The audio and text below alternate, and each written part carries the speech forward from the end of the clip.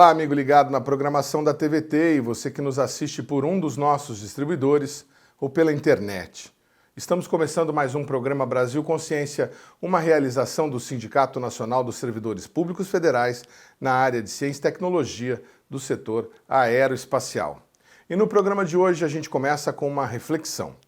O mês de abril já está quase acabando, mas a gente precisa falar de um fato que aconteceu recentemente.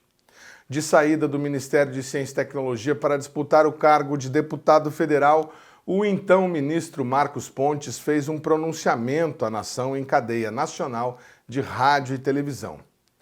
E para que aquilo que é errado não se perpetue, a gente precisa dizer com todas as letras: o ministro mentiu à população. Veja neste vídeo do que a gente está falando. Boa noite. Estamos aqui para falar de vacinas. Quando os primeiros sinais dessa pandemia apareceram na China e Europa, mesmo antes de chegar no Brasil, recebemos uma determinação do presidente da República para desenvolver uma vacina capaz de proteger a nossa população contra o vírus. Não é necessário um levantamento muito aprofundado para saber que a afirmação do ex-ministro está longe da verdade, tanto quanto o espaço sideral de onde ele parece não ter voltado. Desde o início da pandemia, foram inúmeras as vezes em que Jair Bolsonaro discursou e agiu contra as medidas de contenção, especialmente contra a vacinação, que poderia evitar muitas das mais de 600 mil mortes registradas no Brasil. Eu não vou tomar. Já mandei cancelar, se ele assinou, já mandei cancelar, por exemplo, sou eu, não abro mão da minha autoridade, toda e qualquer vacina está descartada. Ao contrário do que diz o ministro, no início da pandemia, Bolsonaro tinha uma postura ainda mais negacionista do que aquela que ele mantém hoje. Basta lembrar, por exemplo, o traumático pronunciamento do presidente em 24 de 3 de 2020, quando o Brasil registrava apenas 9 mortos por Covid. O vírus chegou, está sendo enfrentado por nós e brevemente passará. Nossa vida tem que continuar. Os empregos devem ser mantidos. O sustento das famílias deve ser preservado. Devemos, sim, voltar à normalidade.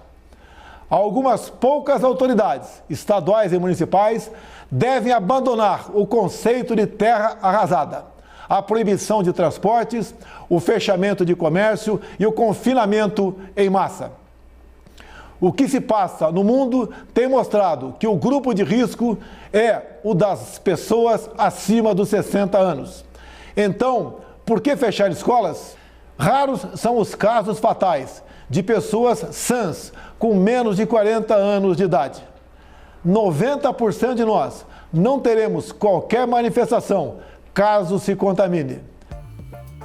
Bolsonaro, porém, foi muito além do discurso e a conduta negligente dele no combate à pandemia pôde ser medida com método científico, graças...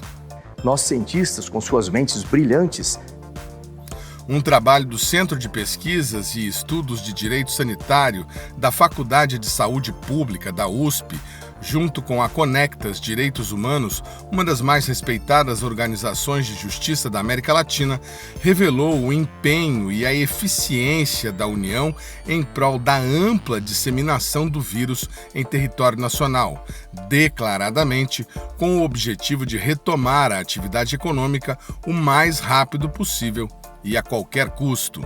Nossa vida tem que continuar. A publicação analisou mais de 3 mil normas adotadas pelo governo federal para o combate à pandemia, entre medidas provisórias, portarias, resoluções e instruções normativas, e revelou taxativamente que o governo não foi apenas incompetente ou negligente, mas que houve uma estratégia institucional para a propagação do vírus, promovida pelo governo federal sob a liderança do presidente da República. Vai comprar vacina, tá falando aqui na casa da tua mãe.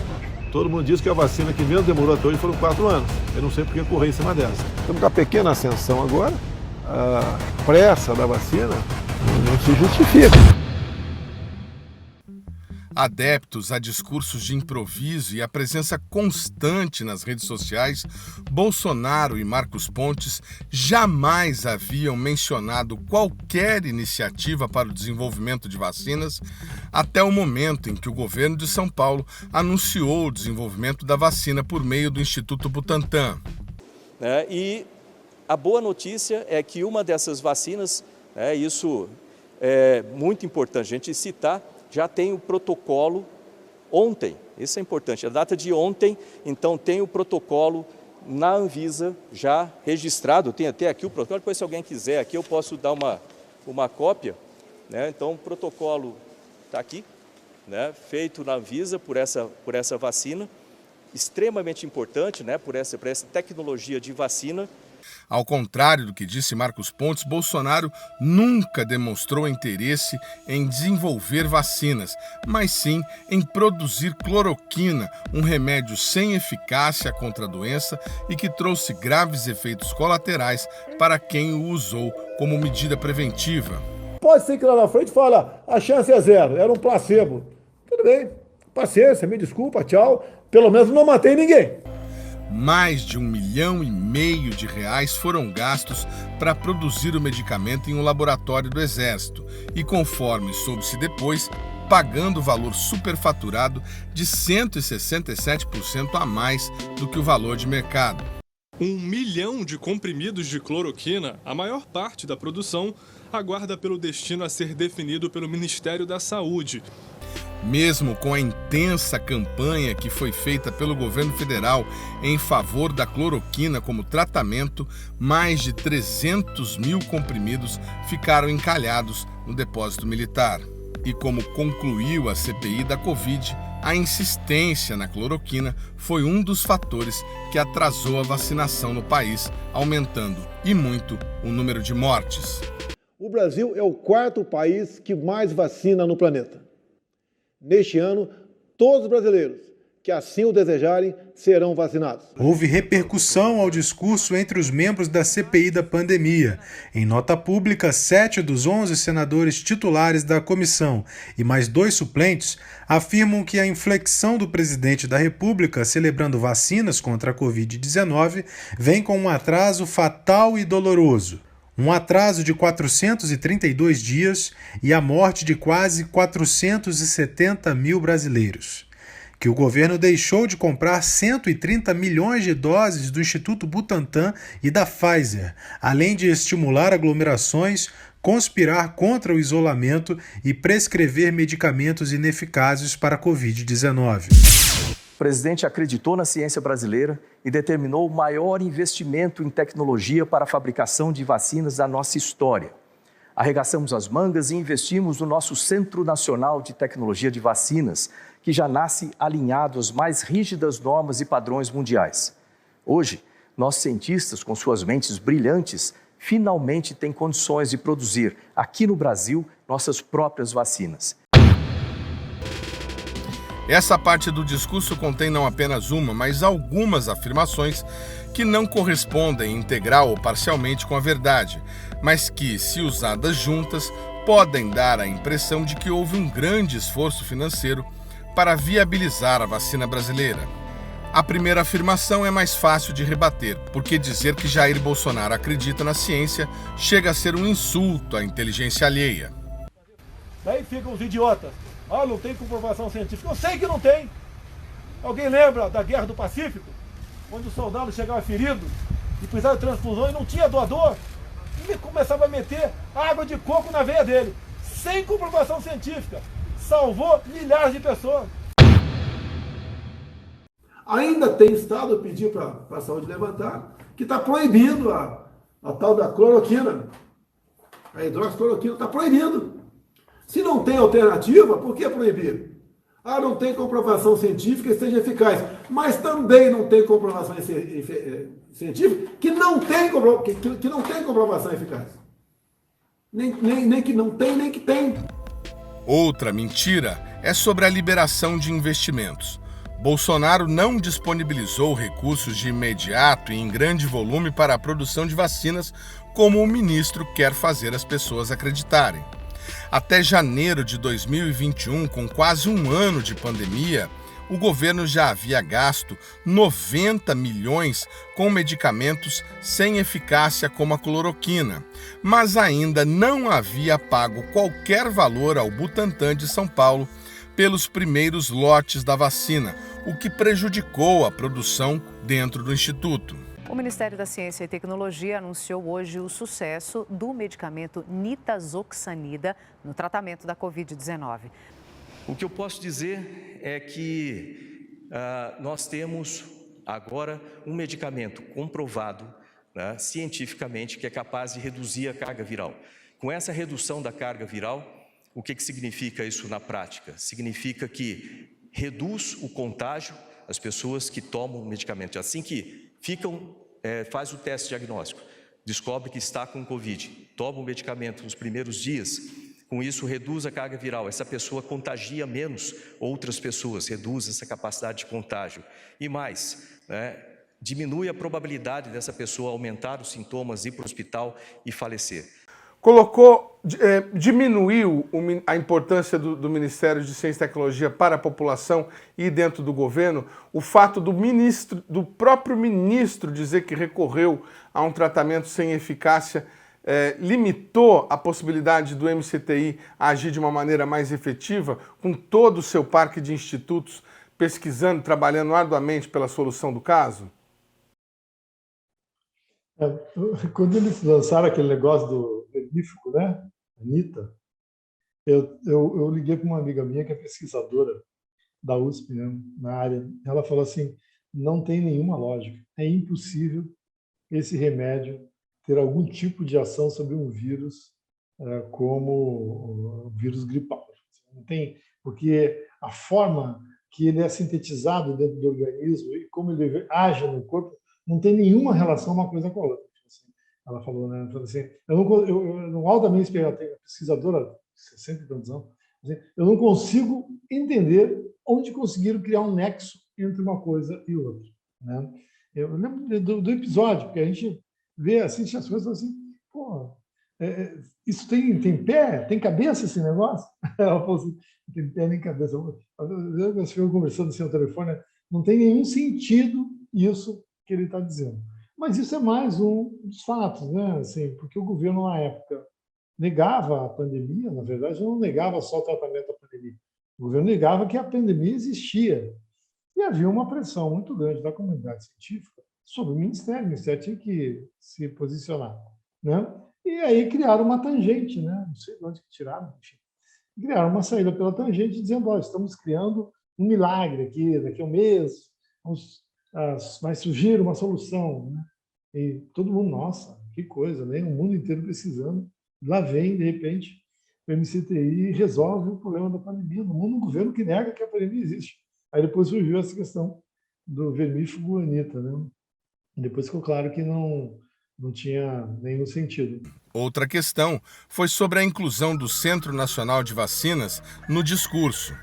Da maneira como Marcos Pontes disse, parece que o tal centro foi o instrumento que permitiu aos cientistas brasileiros ter condições de fazer vacina nacional. Isso também não é verdade. O Centro Nacional de Vacinas é um projeto que começou a ser construído agora, em janeiro de 2022, por meio de uma parceria do governo federal com o governo do estado de Minas Gerais. Da maneira como Marcos Pontes disse, pode levar as pessoas a acreditar que o novo centro foi o instrumento que permitiu aos cientistas brasileiros condições de fazer a vacina em território nacional. Isto, porém, também não é verdade. O novo centro é ainda um projeto que começou a ser construído agora, em janeiro de 2022, por meio de uma parceria entre o governo federal e o governo do estado de Minas Gerais. A parceria foi assinada em dezembro e prevê a construção de um complexo com quase 7.500 metros quadrados de infraestrutura. Mas a primeira fase, ou seja, metade do complexo, só deverá ficar pronta em 2 ou 3 anos. Ninguém vai tomar tua vacina na barra não, tá ok? Procura outro. E ninguém, eu, que sou o governo, o dinheiro não é meu, do povo, não vai comprar tua vacina também não, ok? Procura outro para pagar a tua vacina. E se tiver, vai tomar o quê? E se tiver, tomar o quê? Quem é o teu médico? Quem é o teu médico? Doutor Bolsonaro? Quanto à afirmação de que este foi o maior investimento, é bom lembrar que a última pandemia aconteceu há 100 anos e que, apesar de ocorrências como a gripe aviária e a suína, não havia sido necessário buscar uma imunização em massa da população desde então.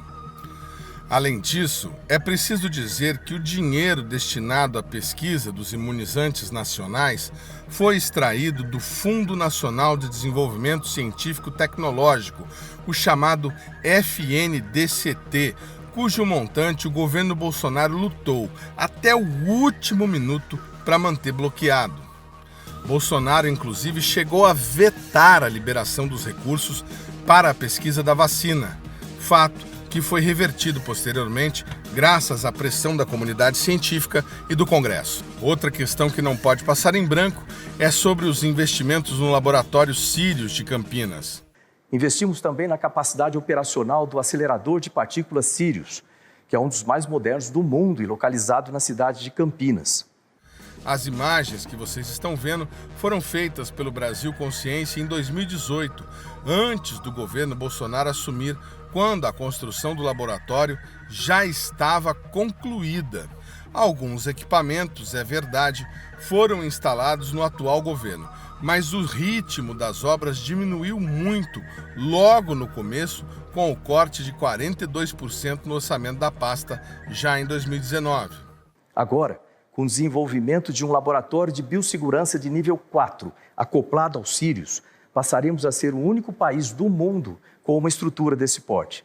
Essa estrutura garante que os nossos pesquisadores terão condições de estudar e trabalhar com vírus de altíssima letalidade, como Ebola, por exemplo, e também garante a possibilidade de estudar o vírus em nível molecular, conhecer muito mais os detalhes e mecanismos de ação desses vírus, e a partir daí desenvolver e produzir vacinas e medicamentos com mais rapidez e precisão.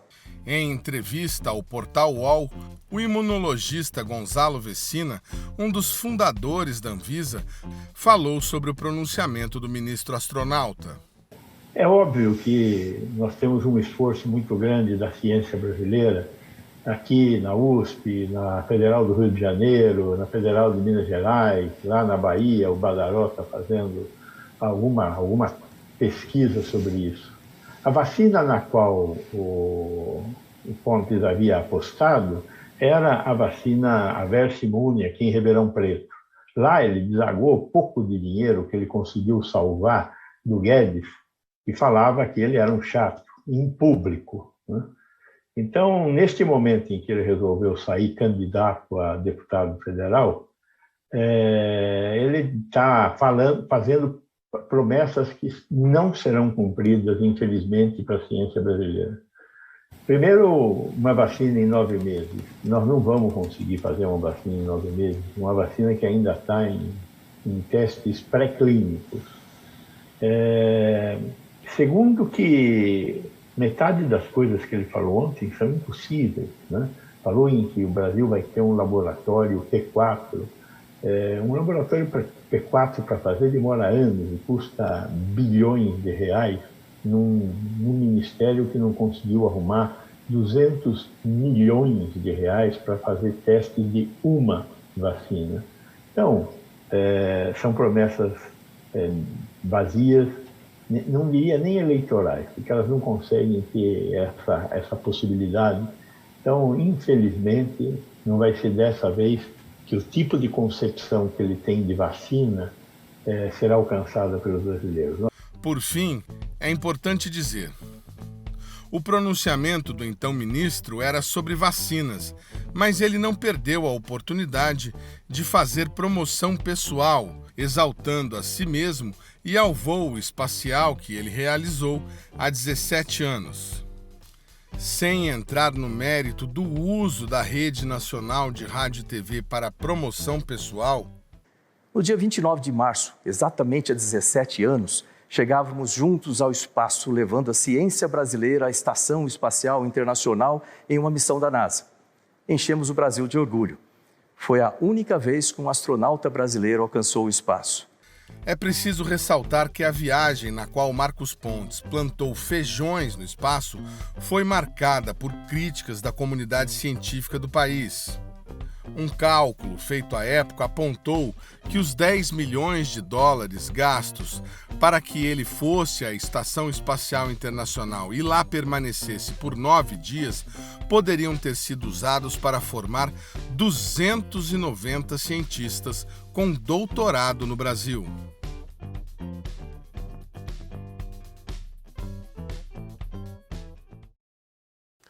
O programa Brasil Consciência vai para um rápido intervalo e, na sequência, você vai ficar sabendo um pouco mais sobre o desenvolvimento da vacina brasileira. Um instante só, não sai daí.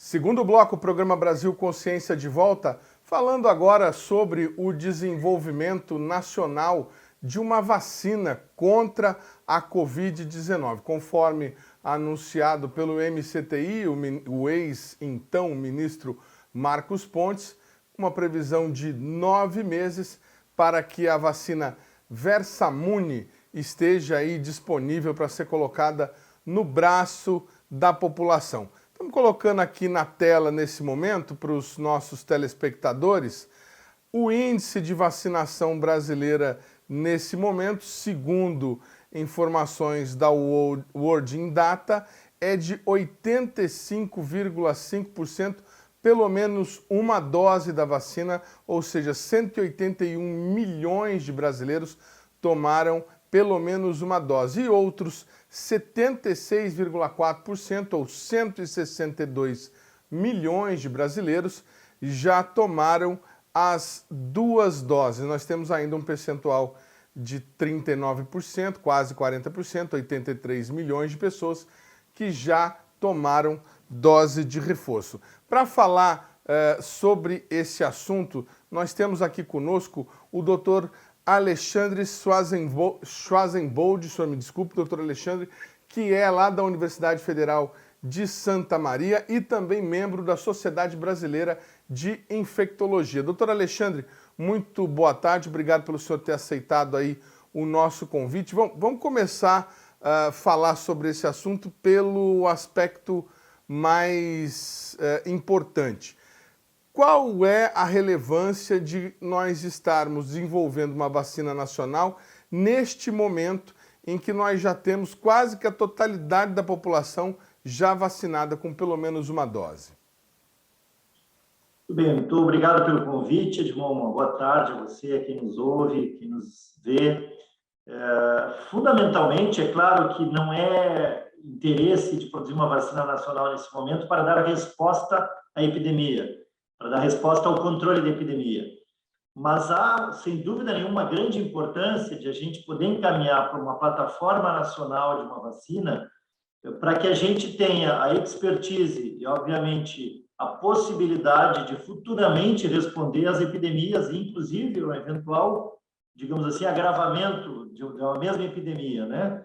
A possibilidade de a gente ter a soberania nacional na produção de um insumo e de vacina é fundamental para o futuro e para as próximas vacinas. Então, eu diria que é menos importante nesse momento para controle da epidemia, porque nós temos uma oferta de vacinas, de plataformas de diferentes vacinas, mas muito mais para a gente ter a soberania e a possibilidade de inovação para futuras epidemias. E nesse sentido, nesta epidemia, nós temos ainda uma pequena margem de pessoas não vacinadas. Você agora há pouco apresentava os dados de vacinação e de atingimento de meta de vacinação. A dose de reforço, nós temos mais da metade da população que não imunizável, né? Que não foi ainda imunizada. Nesse sentido, nós temos uma população com mais, aí, eu diria, 4, 5, até 6 meses sem receber uma dose de reforço. Talvez essa seja uma população-alvo para se testar uma vacina nacional, né? Agora, doutor, muita gente se surpreendeu com essa informação, com essa afirmação de que o Brasil nunca produziu uma vacina. Por que é tão difícil assim produzir no sentido de desenvolver, produzir vacina que outros países, outros laboratórios já desenvolveram, a gente é capaz? Por que é tão difícil desenvolver uma vacina no Brasil? Aí tem, na verdade, dois elementos chaves, né? Nós temos grupos brasileiros de produção de vacina nacional, inclusive de desenvolvimento de plataforma, ou seja, de inovação no sentido que outros países não fizeram. Mas a produção de vacinas que são comuns no mundo, o Brasil tem todo o know-how e estrutura para produzir. Está aí o Instituto Butantan, está aí a Fiocruz para mostrar isso. E nós temos algumas universidades com expertise para produzir, a Universidade Federal de Minas Gerais, a Universidade Federal de Pelotas, a Universidade Federal do Rio de Janeiro, tem núcleos da Universidade de São Paulo que produzem vacinas e desenvolvem. Mas daí a gente chegar na fase do desenvolvimento industrial e grande produção, nós temos alguns desafios. Então, o desafio maior, primeiro, é ter acesso a insumos, né? Inclusive o insumo farmacêutico é essencial, a importância do Brasil poder produzir como a China, por exemplo, produz para o mundo, a IFA, né? Esse é um elemento crítico que o Brasil tem que pensar para o futuro, não só para resolver o problema atual, como a gente ouviu com a vacina de Oxford, a gente conseguiu a transferência de tecnologia da vacina de Oxford. Eu fui um dos investigadores clínicos dessa vacina no Brasil, mas só recentemente que a gente teve a liberação e a possibilidade de produzir no Brasil. Então, esse é um elemento crítico. E outro, sem dúvida nenhuma, é a possibilidade de investimento maciço, econômico, para essa cadeia da produção de vacina, né? Até chegar no momento de a gente testar em fase 3, fase clínica avançada, e colocar no mercado, isso demanda um investimento, isso demanda verba importante. E nesse sentido, é por isso que numa corrida no mercado mundial de vacinas, a grande indústria farmacêutica, ela corre na frente exatamente porque ela tem um investimento privado com interesse de mercado. Então, eu diria que é o acesso ao insumo para a produção e o estímulo a esses centros desenvolvedores de vacina com investimento econômico, né? Isso é fundamental. Nós tivemos aí, por conta de questões políticas, uma corrida interna, vamos chamar assim, por conta da vacina. O Instituto Butantan anunciou a Coronavac e imediatamente o governo federal anunciou essa e outras duas candidatas à vacina. Posteriormente, o Butantan anunciou a Butanvac e aí se fez um anúncio do início dos testes clínicos dessa vacina e o fato é que até o momento nós não temos uma resposta efetiva, não tem nenhum desses imunizantes prontos. É factível imaginar que essa vacina que está sendo produzida, desenvolvida pelo HCOR em parceria com uma empresa privada, estará pronta para ser disponibilizada à população em 9 meses? É factível dependendo de alguns elementos, de alguns fatores, né? Quando a gente avalia a efetividade de uma vacina já produzida e testada nas suas fases clínicas importantes, fase 2 e fase 3, sobretudo, a efetividade era avaliada e baseada em alguns fatores.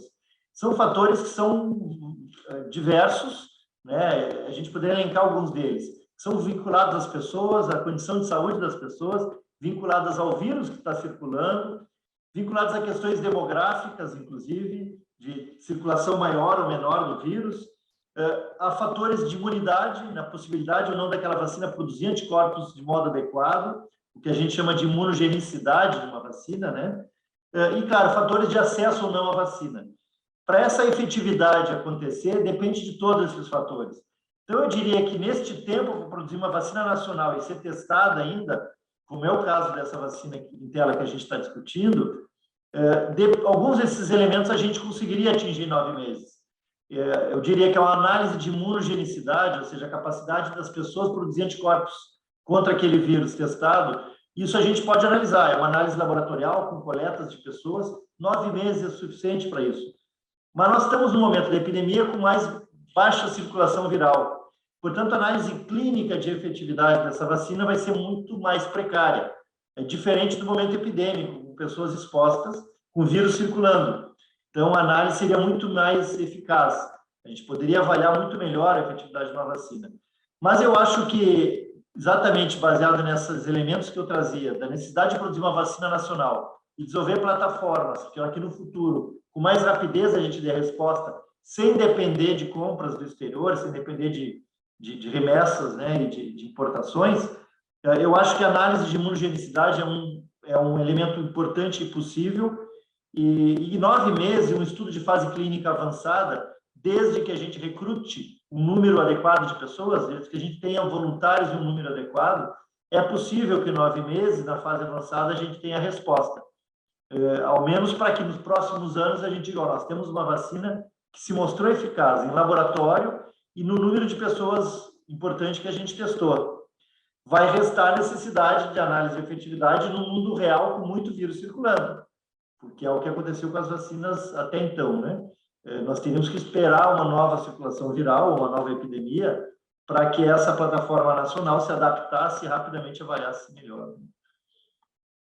Para a gente que é leigo, é um pouco complicado entender determinadas coisas, mas essa capacidade que o senhor diz que nós passaremos a ter, ela pode ser usada, por exemplo, para as quase que diárias variantes, novas variantes da Covid, ou para uma nova doença que possa vir a surgir.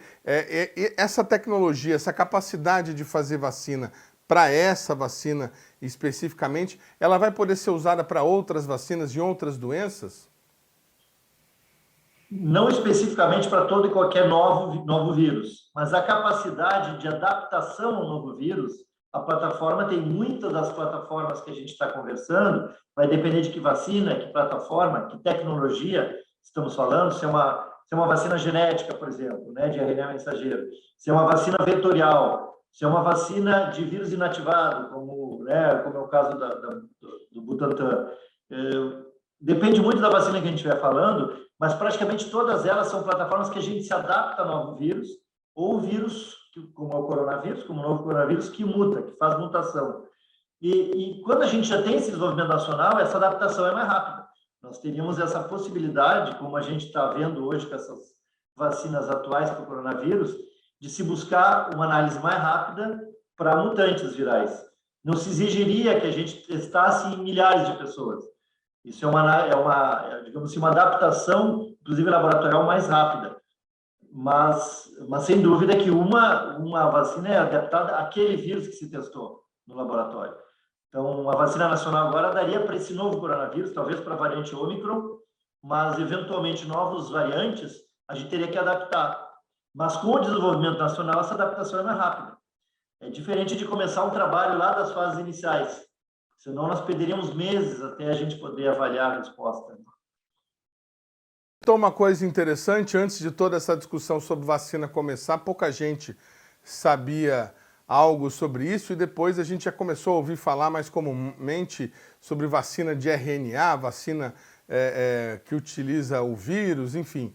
A vacina Versamune, ela é feita a partir de uma proteína viral recombinante, a subunidade S1 da proteína S, spike do SARS-CoV-2. Eu estou lendo isso aqui, viu, gente? Não é que eu decorei nada disso, não. O que o senhor pensa a respeito disso que o senhor chama de plataforma? Essa plataforma que nós estamos usando para essa vacina pode ser considerada uma plataforma moderna? Ela é adequada? Sem dúvida. Essa plataforma que a gente chama de proteína recombinante, ou uma vacina proteica, né, diferente da de vetor, de vírus inativado, diferente da genética, como a da Pfizer, por exemplo, a Moderna, essas vacinas de proteína recombinante, a partir de biotecnologia, já existem algumas vacinas no mundo sendo aplicadas, outras testadas e em fase muito avançada. Eu poderia citar algumas, a Novavax nos Estados Unidos, a Clover da China, que agora provavelmente no Brasil, nos próximos meses, também vai ser uma vacina com transferência possível, se não de tecnologia, pelo menos de importação através da iniciativa COVAX do OMS. Ou seja, já existem outras vacinas com proteína recombinante. Agora, nós produzimos uma vacina no país, com tecnologia brasileira, vamos dizer assim, dentro dessa plataforma de proteína recombinante, seria excelente. Ela tem essa possibilidade de adaptação que eu falava, porque é uma manipulação genética desta proteína. Proteína S é a proteína que o vírus utiliza para entrar na célula humana. Então, a gente mimetiza ela através de biotecnologia, através de uma recombinação, e utiliza-se dela para que na inoculação as pessoas estimulem a resposta imune. E essa adaptação de proteínas recombinantes, claro, precisa fazer essa adaptação em laboratório por quem está fabricando, mas ela é absolutamente factível. E, portanto, é uma boa tecnologia e plataforma para se adaptar. É verdade que nem todas as plataformas são fáceis de adaptar ao novo vírus, ou ao novo mutante, uma nova variante. Mas a proteína recombinante, como essa que nós estamos falando, é uma plataforma possível, sim. Bom, doutor, falando de vacina, vou fazer uma pergunta sobre a pandemia em si. A gente já escutou diversas vezes sobre informações sobre ondas e, mais recentemente, de que essa última variante, a Omicron, seria aí talvez o início do fim. Nós já estamos realmente perto do fim? É possível dizer alguma coisa nesse sentido ou ainda vamos ter que conviver com isso durante algum tempo? Essa é uma resposta, eu vou brincar que é uma resposta que vale $1 milhão, mas porque o mundo não a tem ainda com absoluta convicção. Mas eu diria que a estimativa do meio científico se aproxima não de que ela seja um completo fim, mas de uma atenuação importante da epidemia, uma atenuação da circulação viral e, portanto, a possibilidade de novas variantes complicadoras, vamos dizer assim, o que a gente chama no meio científico de variantes de interesse, é muito menor. A chance de produzir novas vacinas com vírus menos circulando é uma realidade. De produzir novas variantes com vírus circulando é uma realidade. Agora, eu acredito, irmão, que o melhor modelo é um previsto por algumas escolas de epidemiologia, de que nós continuaremos convivendo com esse vírus em ondas pequenas em alguns países até pelo menos 2024. Agora, isso não quer dizer aquelas pressões enormes no sistema de saúde, o agravamento nos hospitais, como a gente viu nesses 2 primeiros anos, sobretudo da epidemia. Eu acho que 2023 já é um ano em que a gente vai conviver com o vírus como convivemos com outros vírus respiratórios. E o que não quer dizer que não vão ter pessoas afetadas e com perda de vidas. Eu até 2024 acho que vai ser a realidade. Mas dentro da realidade que nós vemos hoje no Brasil, ou seja, a gente podendo ter atividade social e econômica e, sobretudo, mantendo a orientação, seja de vacina, seja de precaução, para as pessoas mais vulneráveis. Isso eu acho que nós vamos viver até 2023, 2024, certamente. Mas com uma situação bem melhor, né? Tá certo, quero agradecer demais ao doutor Alexandre Schwarzbold, que é infectologista da Sociedade Brasileira de Infectologia e também profissional, pesquisador lá da Universidade Federal, professor também da Universidade Federal de Santa Maria. Muito obrigado, doutor. Desculpa aí as nossas dúvidas, né, de leigos, e muito obrigado pela participação. Muito obrigado pelo convite. Eu faço questão de sempre poder ajudar no sentido de esclarecer, de buscar informação, sobretudo no nosso meio científico. Grato pelo convite, espero ter contribuído.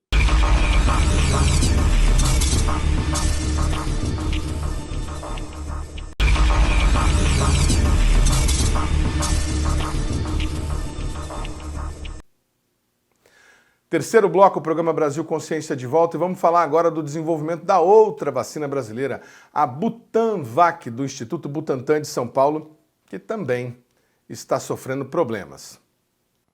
Anunciada há pouco mais de um ano pelo então governador João Dória, a candidata à vacina Butanvac ainda não teve seus testes clínicos concluídos. Inicialmente, a previsão era de que a vacina teria sido disponibilizada ao final do ano passado. Agora, a previsão é de que deverá estar pronta ainda em 2022, conforme explica o diretor do Instituto Butantan, Dimas Covas. A Butanvac é a vacina geração 2.0 do Butantan. É uma vacina aperfeiçoada, de segunda geração, que tem um alto poder imunogênico e é produzido aqui no Butantan, numa fábrica que já existe. É a mesma fábrica que produz a vacina contra a gripe. Então nós estamos já produzindo essa vacina e, nesse momento, lá no Hospital das Clínicas de Ribeirão Preto, tem um estudo clínico em andamento. nesse momento recebendo voluntários, e terminados esses estudos clínicos, vamos fazer isso antes do final desse ano, nós poderemos solicitar à Anvisa a autorização para o uso dessa vacina. Uma vacina que é a esperança para o Brasil e a esperança para o mundo. Então, no ano que vem, temos aí a expectativa de estarmos aplicando a Butanvac num outro ciclo de vacinação. Nesse momento, tudo indica que nós vamos ter a necessidade de um ciclo vacinal anual, como acontece, por exemplo, com a vacina da gripe. Inclusive, o Butantan se prepara, já desenvolvendo uma vacina que seja combinada, vacina da gripe com a Butanvac. É o que nós prevemos aí para o próximo ano. Enquanto a Butanvac não fica pronta, o Instituto continua produzindo a Coronavac, vacina produzida com tecnologia transferida de empresas chinesas. O imunizante poderá ser utilizado em crianças. A Coronavac, ela hoje está aprovada em uso emergencial para crianças acima de 5 anos. E com isso nós vamos voltar à Anvisa, conversar de novo, para mostrar para eles a segurança e a efetividade da Coronavac nessa população também, de 3 a 5 anos. O que nós sabemos, no geral, é que a Coronavac ela é muito bem aceita por crianças.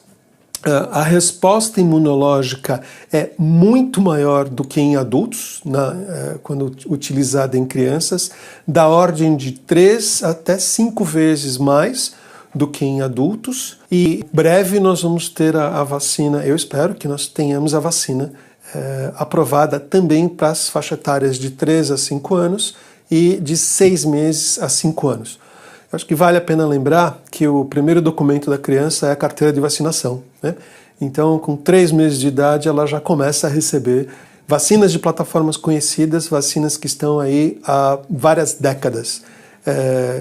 E a vacina contra coronavírus, não só para criança, eu acredito que vai ser uma vacinação como para a gripe. Uma vez por ano, a gente vai lá e toma a vacina para diminuir a probabilidade de ter sintomas, se nós tivermos contato com o vírus, ou diminuir a probabilidade de ter uma doença mais grave, mesmo em adultos. A aplicação em crianças da Coronavac é defendida pelo ministro Marcelo Queiroga. Esse imunizante, ele usa uma tecnologia do vírus inativado, foi o primeiro utilizado no nosso Plano Nacional de Operacionalização da Vacinação contra a Covid-19. Ele é produzido a partir de IFA originário na China. A primeira dose foi aplicada, salvo melhor juízo, no dia 19 de janeiro, né? Quando logrou o registro emergencial da Agência Nacional de Vigilância Sanitária. Pois bem, mais de um ano após, ainda não se conseguiu colecionar evidências científicas suficientes para que esse imunizante tivesse o registro definitivo. Com isso eu quero dizer, para o esquema vacinal primário em adultos, esse imunizante, eu penso que é um consenso nos países que têm agências regulatórias do porte da Anvisa, que são os países mais desenvolvidos, ele não é utilizado para o esquema vacinal primário. Ele pode ser usado para o esquema vacinal primário aqui no Brasil, para a faixa etária compreendida entre 5 e 18 anos, não é? Então, esse registro emergencial, consoante que o Rodrigo Cruz já falou, o Ministério da Saúde pleiteou a Anvisa que mantivesse esse registro. Claro que isso é uma decisão da agência regulatória. Então, se a Anvisa autorizar e atender o pleito do Ministério da Saúde, essa vacina ela pode ser usada em crianças e adolescentes. Vale dizer que, como dose de reforço, essa vacina também não tem evidência científica, já que hoje se valoriza tanto as evidências científicas, e é bom que seja assim, essa vacina não tem evidência científica como dose de reforço, nem como uma primeira dose de reforço ou uma segunda dose de reforço. Os outros imunizantes disponíveis no Programa Nacional de Operacionalização da Vacinação contra a Covid-19, todos têm já o registro definitivo na Anvisa. O último a obter esse registro foi o imunizante da farmacêutica Janssen. E, conforme eu disse, nenhuma política pública ela será interrompida, porque essas políticas públicas elas deram certo. E é uma máxima do futebol, embora o nosso governo não seja. Eu quero só confirmar, ministro, o senhor falou que a Coronavac, então, ela não vai ter mais a utilização como esquema vacinal primário para os adultos. Para quem ainda está com segunda dose atrasada, que a gente sabe que tem muitos adultos ainda que não tomaram a segunda dose, teve a primeira de Coronavac, como que vai ficar essa finalização do esquema para essas pessoas? É uma minoria de casos, né? Sim, mas elas devem procurar, então, outro Então, eles não tipo de completaram dose? ainda o esquema vacinal. Uhum. Então, ainda é primário. Então, se tomou a primeira dose de Coronavac, embora seja permitido o uso de vacinas diferentes no esquema vacinal primário, não é? De acordo com o caso, pode usar esse imunizante. Certo. Okay? Como um esquema vacinal primário. Perfeito. Isso é o que já está acontecendo na prática, né? Certo, é só depois, então, que caiu o estado de emergência que, como esquema vacinal primário completo, não se usa Coronavac em adultos. Mesmo com o fim da SPIN, quem não completou o esquema primário e tomou a Coronavac, pode tomar a Coronavac. A manifestação do ministro pelo uso da Coronavac em crianças foi feita nesta semana, quando ele anunciou o fim do estado de emergência na pandemia. Segundo o ministro, diversos fatores, entre eles a queda nos índices de internação e morte, justificam o fim do período de emergência. O Ministério da Saúde, que é quem tem a prerrogativa legal de estabelecer a duração da emergência de saúde pública de importância nacional, entende, com base nos pareceres das áreas técnicas, que nós não vivemos mais no Brasil uma emergência de saúde pública de importância nacional.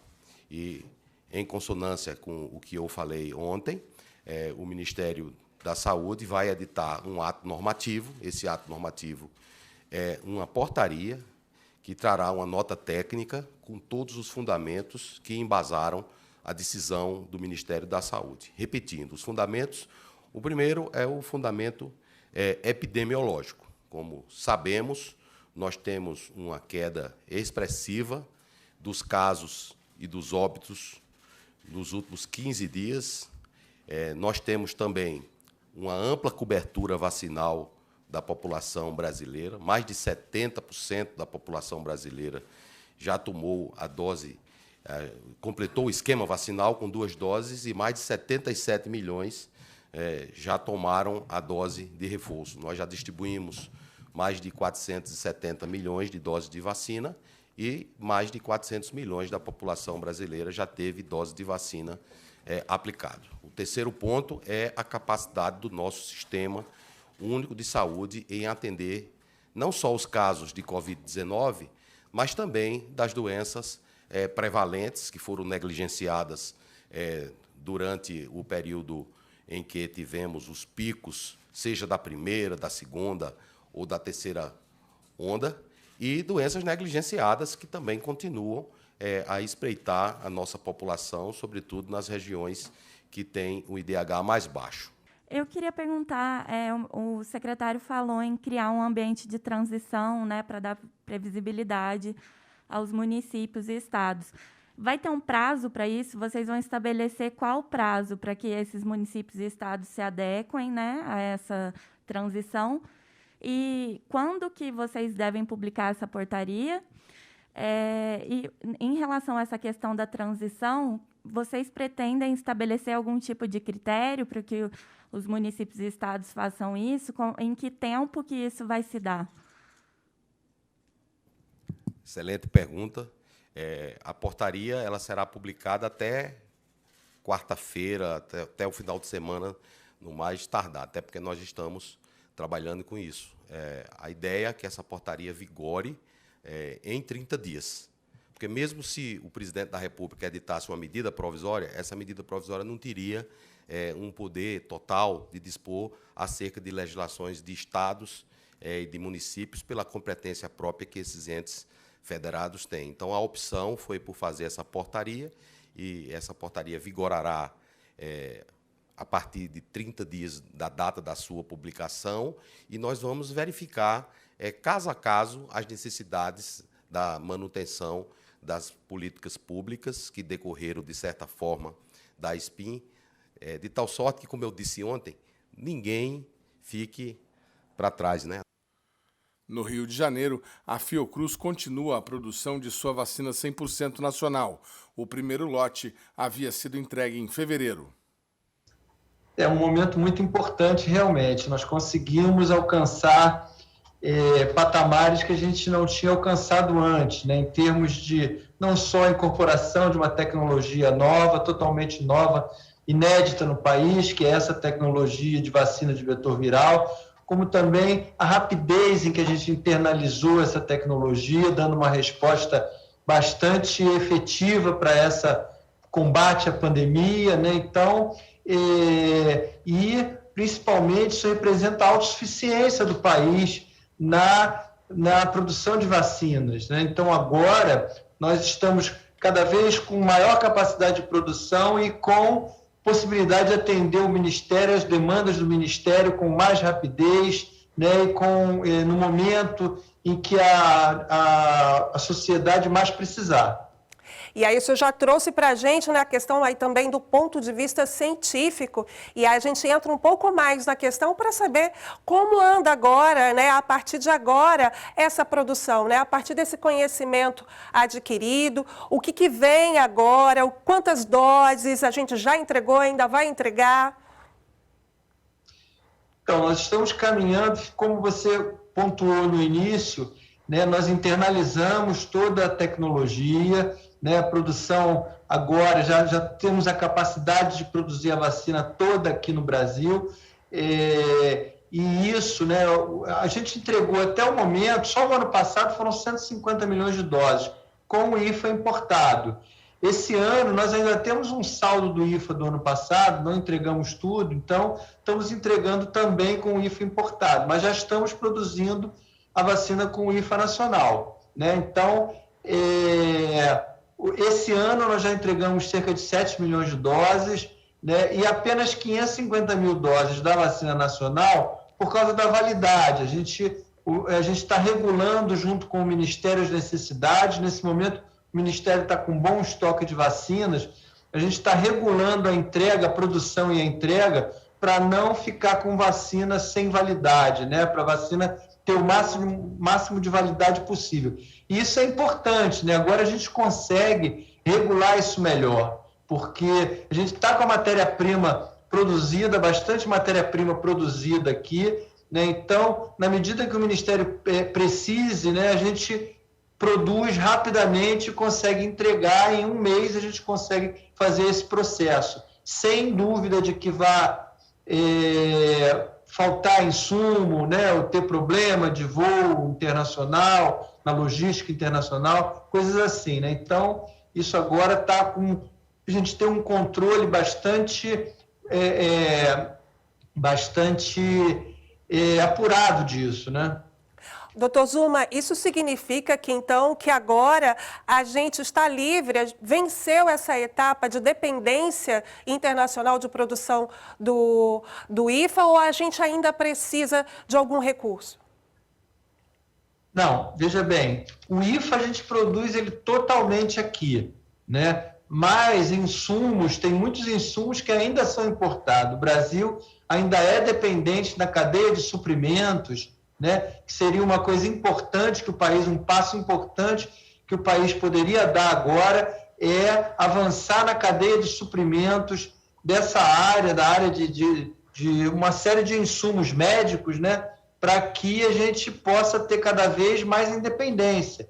Hoje a gente tem que buscar alguns dos insumos, né, por exemplo, insumos descartáveis, plásticos descartáveis, alguns insumos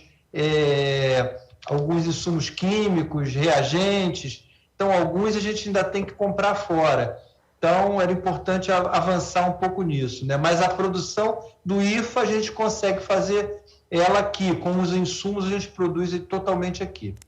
O programa Brasil Consciência vai ficando por aqui. Você que quiser conferir os demais programas produzidos pela rádio do SINDICT, tem o Giro Sindical, que também passa na TVT, tem o SINDICT na Cultura do Rafael. Você deve acessar a nossa página no Facebook, que está aí para você na tela neste momento. Você que quiser conferir os demais programas já produzidos pelo BCC, está aí para você na tela o nosso canal no YouTube. Dúvidas, críticas, sugestões e reclamações devem ser enviadas ao nosso e-mail que está sempre disponível para atendê-lo. A gente vai ficando por aqui e volta na semana que vem com mais uma atração inédita para vocês. Tchau, tchau.